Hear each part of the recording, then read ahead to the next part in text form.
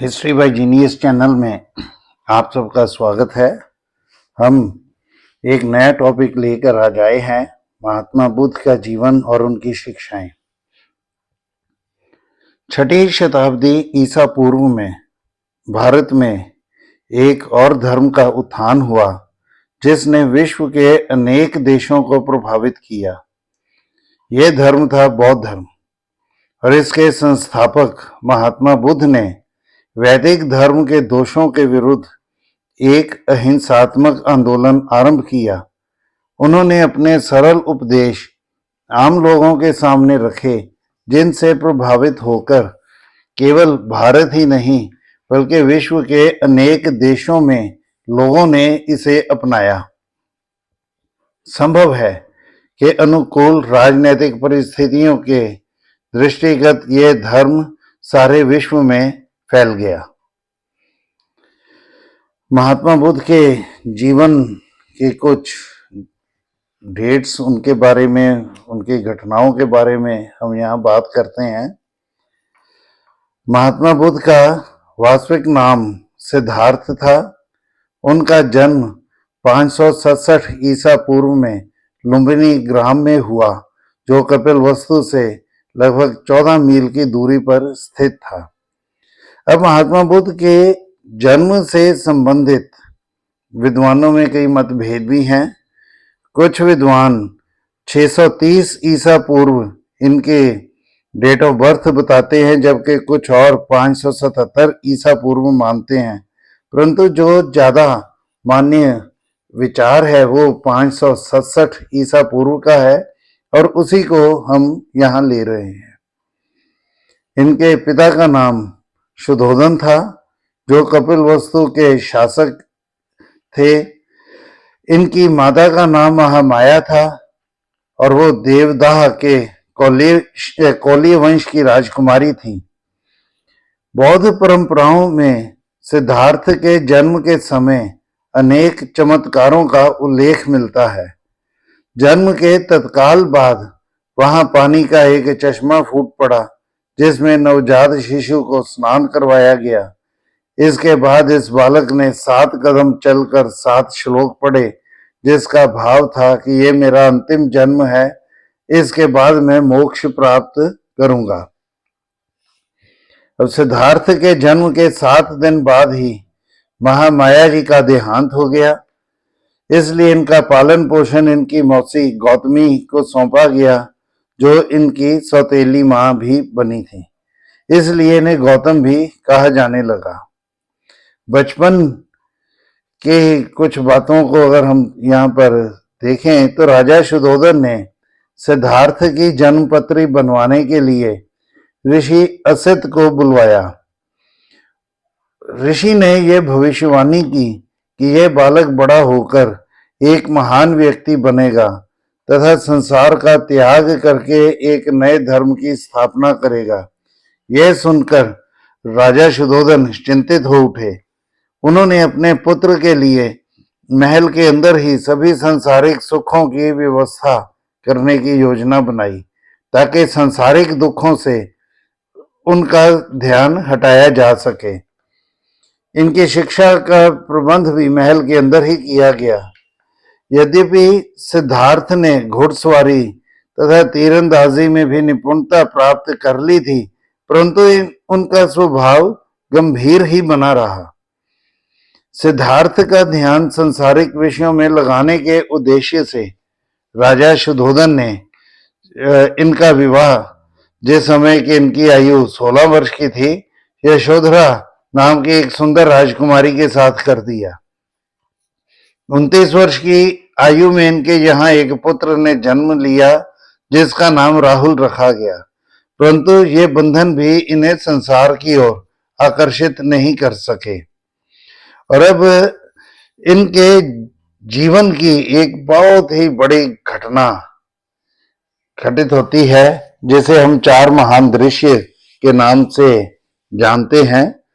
बौद्ध परंपरा के अनुसार सिद्धार्थ अपने सारथी चन के साथ नगर दर्शन के लिए निकल गए।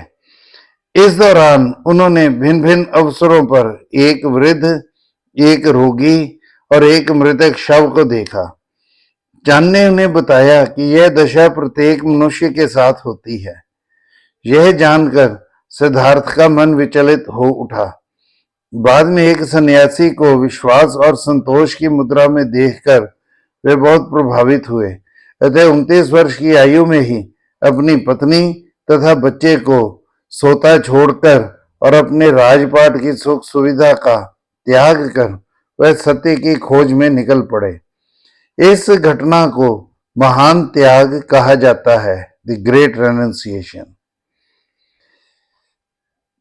गृह त्याग के बाद सिद्धार्थ सत्य की खोज में भटकने लगे। इसी दौरान वे मगध की राजधानी राजगृह पहुंचे। यहाँ उन्होंने अलार और उद्रक से भेंट की और उनसे मन को काबू में लाने की कला सीखी। यहाँ से वह उर्वेल के जंगलों में पहुंचे, जहाँ उनकी भेंट 5 ब्राह्मणों के साथ होती है।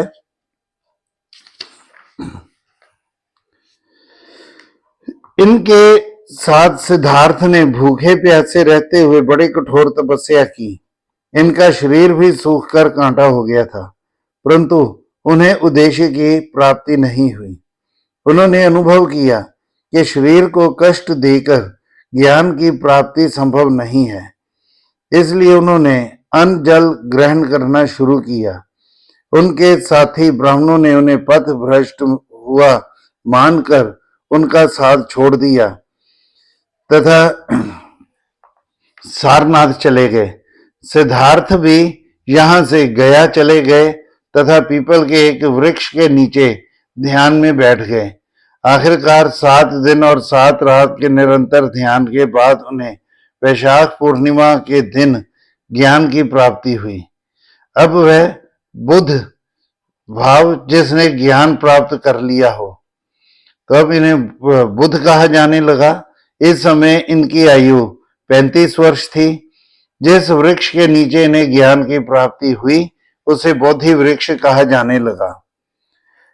धर्म प्रचार भी उन्होंने ज्ञान प्राप्ति के बाद किया, तो अपने सिद्धांतों का प्रचार करते हुए उन्होंने अगले लगभग 45 वर्ष इसी काम में बिताए। उन्होंने अपना पहला उपदेश सारनाथ में उन्हीं 5 ब्राह्मणों को दिया जो तपस्या काल में उनका साथ छोड़कर यहाँ आ गए थे।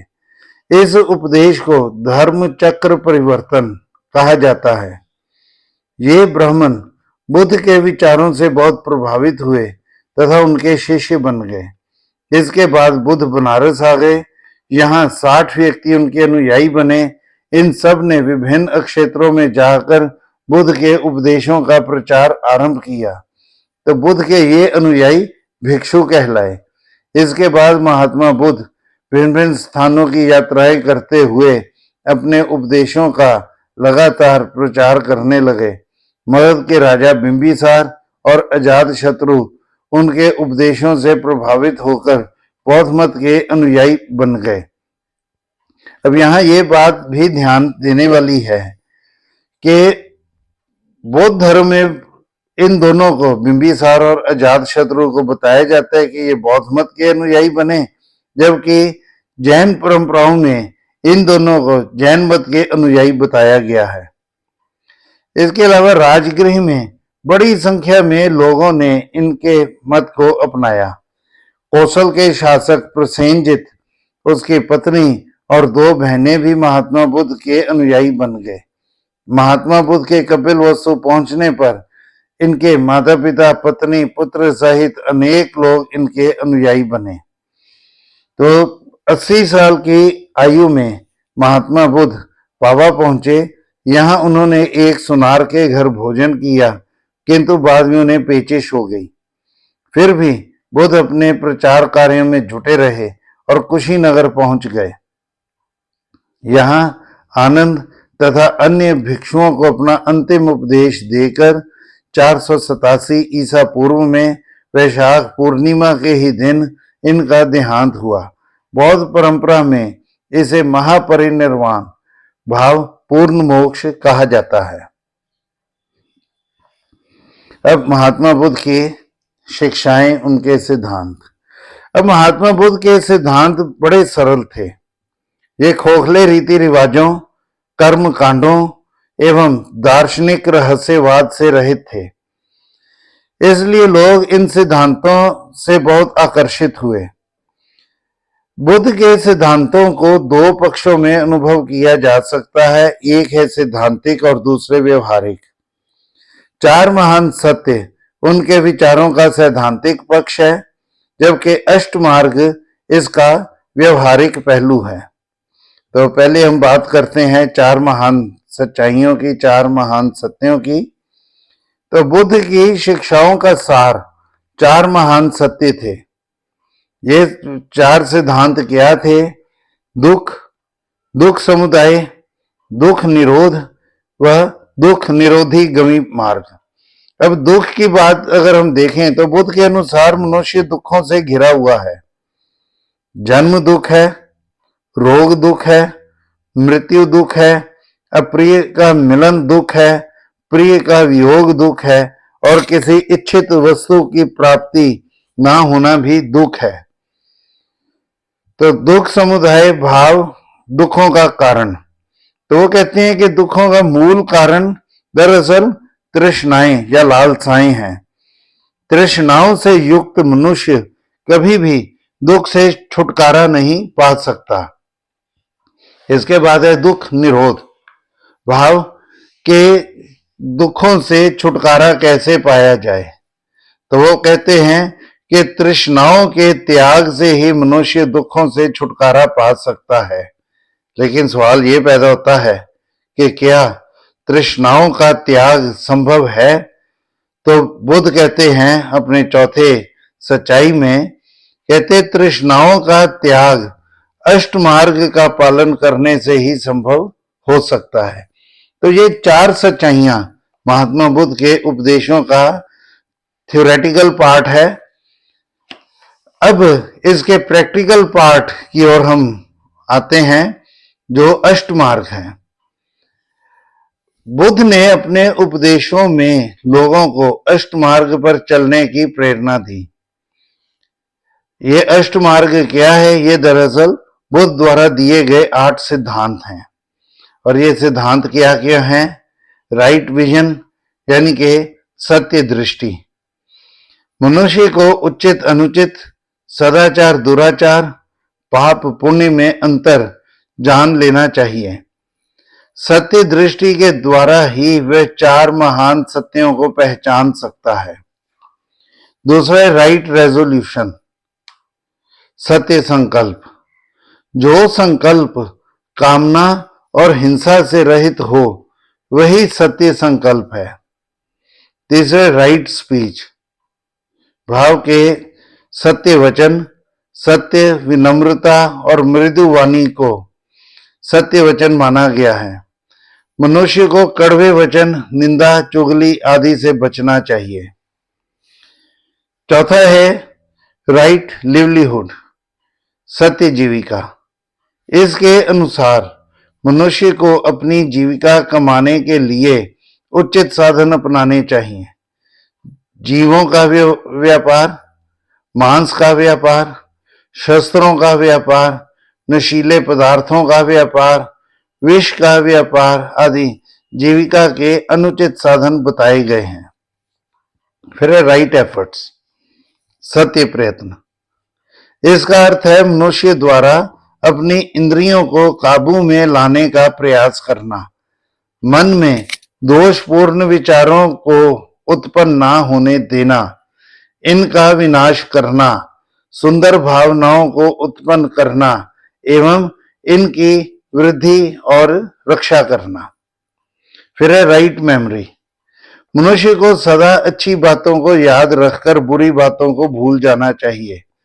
उसे यह भी ध्यान में रखना चाहिए कि उसके सभी कार्य बड़ी सावधानी के साथ होने चाहिए। फिर है राइट मेडिटेशन, सत्य समाधि। संसारिक मोह माया का त्याग करके चित्त की एकाग्रता ही सत्य समाधि है। और 8वां मार्ग है राइट डीड्स, सत्य कर्म। मनुष्य को हिंसा, चोरी, डकैती, व्यभिचार आदि से दूर रहना चाहिए। तो महात्मा बुद्ध के ये अष्ट मार्ग जो है, इसे मध्य मार्ग यानी कि मिडल पाथ भी कहा गया है। बुद्ध का यह मार्ग दो अतियों, विलासिता और शारीरिक कष्ट देते हुए कठोर तप के मध्य का मार्ग है। बुद्ध के अनुसार यह मार्ग ज्ञान करवाने वाला और शांति देने वाला है। इस मार्ग पर चलकर मनुष्य इच्छाओं का त्याग करने में सफल हो सकता है और निर्वाण की प्राप्ति कर सकता है। अब जो अष्ट मार्ग बुद्ध ने बताया है, उसके अनुसार उनके जो विचार हैं उन्हें हम थोड़ा सा और विस्तृत रूप में देखते हैं। पहले नॉन वायलेंस, अहिंसा। महात्मा बुद्ध सभी जीवों से प्रेम का व्यवहार करने के समर्थक थे। वह मन, वचन, कर्म द्वारा किसी भी जीव को कष्ट देने के विरुद्ध थे। इसी कारण उन्होंने यज्ञों में बलि आदि का खंडन किया, परंतु उनका अहिंसा का सिद्धांत जैन मत की भांति अतिवादी नहीं था। वे जड़ वस्तुओं और वनस्पति में जीवात्मा नहीं मानते। फिर है थ्योरी ऑफ कर्मा, कर्म का सिद्धांत। हिंदू धर्म की भांति महात्मा बुद्ध भी कर्म के सिद्धांत में विश्वास रखते थे। उनके अनुसार मनुष्य को अपने पूर्व जन्मों के कर्मों का फल मिलता है और इस जन्म में किए गए कर्मों पर उसका अगला जीवन निर्भर करेगा। इसलिए उन्होंने मनुष्य को शुभ कर्म करने और उच्च नैतिक जीवन व्यतीत करने की प्रेरणा दी। इसके बाद है निर्वाण। बुद्ध के अनुसार प्रत्येक मनुष्य को अपने पिछले जन्मों के कर्मों का फल भोगने के लिए पुनर्जन्म लेना पड़ता है। जब उसे पिछले जन्म के कर्मों के अनुसार पुनर्जन्म ना लेना पड़े, वही निर्वाण है। निर्वाण की प्राप्ति बुद्ध के अनुसार मनुष्य जीवन का परम उद्देश्य है। कोई भी मनुष्य निर्वाण की प्राप्ति इसी जन्म में प्राप्त कर सकता है। बुद्ध ने भी निर्वाण की प्राप्ति अपने जीवन काल में ही की थी। कोई भी मनुष्य सदाचारी जीवन का पालन करते हुए और अष्ट मार्ग पर चलते हुए इस अवस्था की प्राप्ति कर सकता है। आगे है साइलेंट अबाउट गॉड, ईश्वर के विषय में वो चुप रहे। परंतु इस संबंध में उनकी चुप्पी उनका नास्तिक होना स्पष्ट नहीं करती। संभवतः वो ईश्वर के नाम पर किसी वाद विवाद में नहीं पढ़ना चाहते थे। उनके अनुसार इस सृष्टि को चलाने वाली कोई सत्ता अवश्य है, लेकिन इस सत्ता को उन्होंने धर्म माना है। आगे opposition to the caste system या कास्ट डिस्टिंक्शन, जाति भेदभाव का विरोध। महात्मा बुद्ध ने समाज में प्रचलित जाति भेदभाव का कड़ा विरोध किया है और इस संदर्भ में डॉक्टर सतीश कपूर की एक स्टेटमेंट है, the Buddha denounced the religious basis of caste, ridiculed the claims of Brahmins as mediators between God and man। कि ब्राह्मण जो हैं वो ईश्वर और मनुष्य के दरमियान मध्यस्थ की भूमिका निभाते हैं। उन्होंने ब्राह्मणों के इस दावे का विरोध किया। उनके अनुसार मात्र उच्च जाति के आधार पर ही नहीं, बल्कि कोई भी मनुष्य अष्ट मार्ग पर चलते हुए निर्वाण प्राप्त कर सकता है। उन्होंने स्वयं भी अपने मत में सभी जातियों के लोगों को शामिल करके इस दिशा में एक उदाहरण प्रस्तुत किया। ये पॉइंट इनका बहुत इंपॉर्टेंट है। आगे फ्रीडम ऑफ आइडियाज, विचारों की स्वतंत्रता। महात्मा बुद्ध ने अपने अनुयायियों को विचारों की पूर्ण स्वतंत्रता दे रखी थी। उन्होंने स्पष्ट तौर पर कहा था कि धर्म संबंधी किसी भी धारणा को अंधविश्वासों में पढ़कर स्वीकार नहीं करना चाहिए, बल्कि तर्क के आधार पर सिद्ध होने के बाद ही इसे अपनाना चाहिए। और एक बार फिर से डॉक्टर सतीश कपूर की हम स्टेटमेंट देखते हैं कि the Buddha asked his disciples to keep an unprejudiced mind and weight everything on the scale of reason, कि तर्क के आधार पर वो कोई भी निर्णय जो है वो लें। आगे know believe in hard penance, कठोर तपस्या में अविश्वास। महात्मा बुद्ध का कठोर तपस्या द्वारा शारीरिक कष्ट देने में विश्वास नहीं था। उन्होंने स्वयं भी 6 वर्ष तक कठोर तप किया, परंतु इसे व्यर्थ पाया। उनके अनुसार अष्ट मार्ग पर चलकर और सदाचारी जीवन व्यतीत करने से ही निर्वाण की प्राप्ति हो सकती है। आगे है कि संस्कृत भाषा की पवित्रता में अविश्वास, no belief in the sanctity of the Sanskrit language. अब संस्कृत भाषा को पवित्रता का दर्जा दिया गया था, लेकिन महात्मा बुद्ध ने इसे स्वीकार नहीं किया। उनके अनुसार कोई भी भाषा पवित्र या अपवित्र नहीं है। उन्होंने लोगों के सामने अपने उपदेश भी लोक भाषा में ही रखे, ताकि लोग इन्हें आसानी से और अच्छी तरह से समझ सकें। और आखिर में खोखले रीति रिवाजों का उन्होंने खंडन किया, कंडेमनेशन ऑफ यूजलेस रिचुअल्स। तो महात्मा बुद्ध ने हवन, यज्ञ, बलि, वैदिक मंत्रों के उच्चारण मात्र और हिंदू धर्म में प्रचलित अन्य रीति रिवाजों को खोखला बताया। वे इन्हें निर्वाण की प्राप्ति में सहायक नहीं मानते। उनके अनुसार बाहरी साधनों से अंतर की शुद्धि संभव नहीं है। यह केवल अष्ट मार्ग का अनुसरण करने से ही संभव है।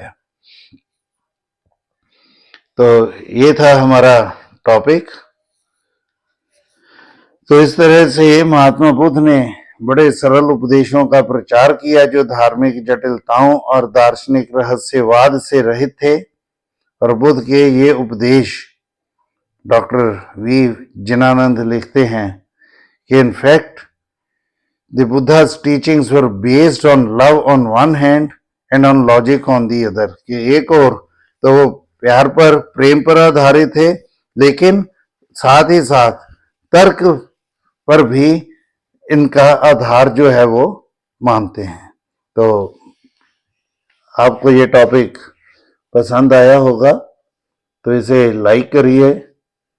जिन्होंने अभी सब्सक्राइब नहीं किया वो सब्सक्राइब भी करें, और साथ ही साथ शेयर भी करें। और अगर आपको कोई इस संबंध में जानकारी लेनी हो तो आप कमेंट बॉक्स में जाकर लिख सकते हैं। धन्यवाद।